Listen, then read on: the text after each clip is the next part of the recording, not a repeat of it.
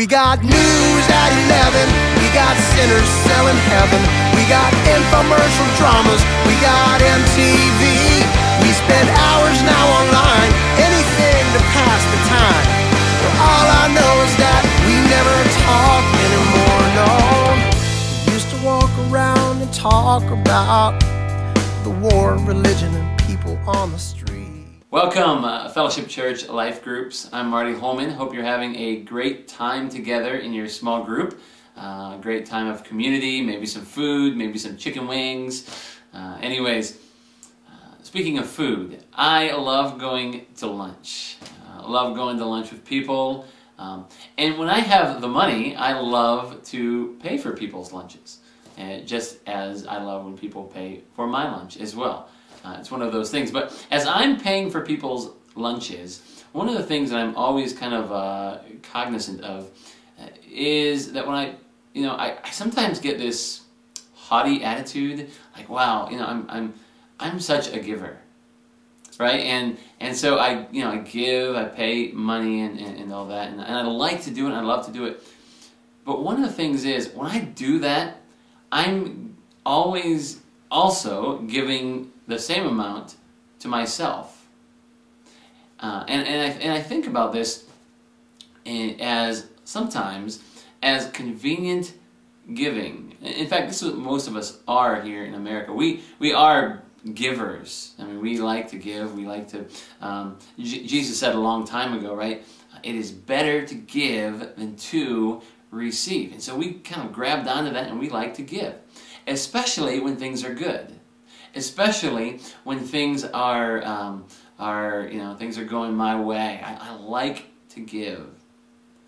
But it's interesting, when things need to be changed, I'll take it a step further than giving. When I see something that needs to be changed, I actually will sacrifice.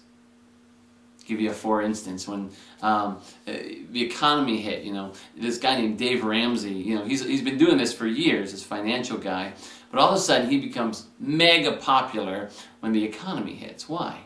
Because people realize that things need to change. And as a result of that change that they see, they decide that they need to sacrifice.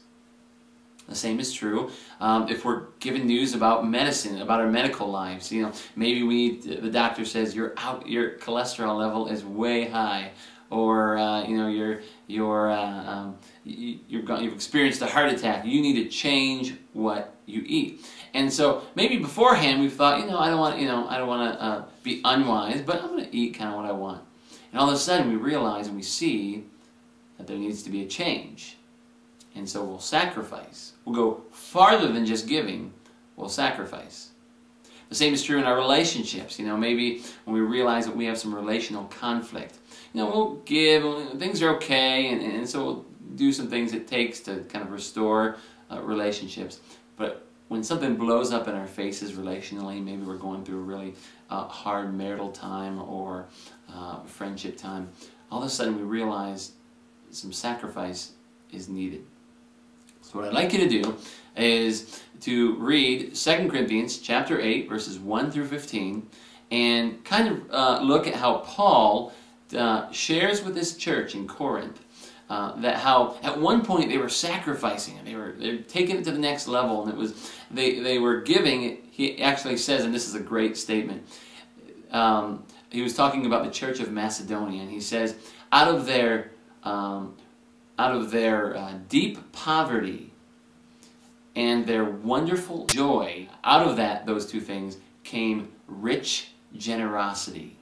Seems very ironic, doesn't it? Here's the trick. Once you begin to see something that needs to be changed, then you'll sacrifice. Okay? Think about that. If things are okay, if things are kind of chill, nothing's kind of wrong, you kind of become indifferent, and you might give, but you won't sacrifice. Let's talk about that tonight in our groups, get some good conversation going. I think our example for this, by and large, is our Savior named Jesus, who took it a step further and gave his entire life. Why? Because our world needed to change. And so God sent His Son into this world to change the entire world and to connect us to Him. We needed to change, and He was there. Let's talk about this. Have a great night. Enjoy one another's time, and yeah, we'll see you soon. At 11, political pardons into heaven. We got infomercial dramas. We got MTV. We spend hours now online.